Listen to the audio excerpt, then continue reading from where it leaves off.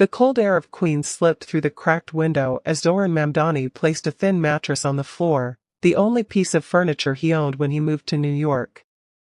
The room was barely big enough for the mattress itself.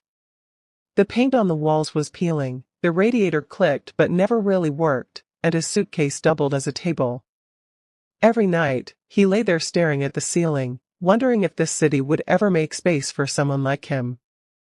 And every morning, he woke up more determined than the day before.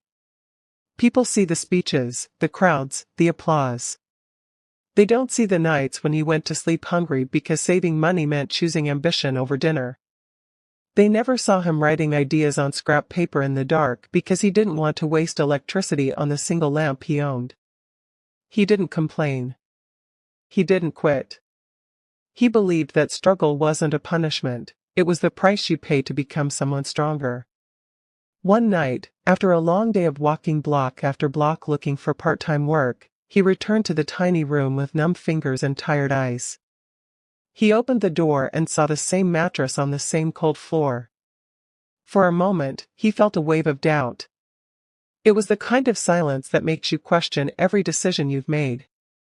But then he remembered something his father once told him.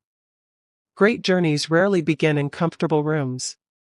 So he sat on that mattress, straightened his back and whispered to himself, if this is the starting point, then imagine where I can end up. The next morning he walked again. Sometimes for hours. Sometimes in the rain. Sometimes with music in his ears to drown out the fear. He listened to the conversations on the subway, the stories of people trying to survive the same city he was trying to change. And slowly, the city that once felt too big began to feel familiar. He learned to read its rhythm. He learned to hear its heartbeat. Every challenge became a reason to rise. The loneliness of that room taught him empathy. The cold taught him persistence. The empty walls taught him vision. And the mattress on the floor taught him that comfort isn't where greatness grows. Greatness grows in the cracks of struggle, in the corners where no one is watching, on the nights that make you cry but don't break you. Months later, as he finally stepped into a better apartment with warm light and real furniture, he paused at the door. He remembered the first night in that tiny room. He remembered the fear, the hunger, the doubt.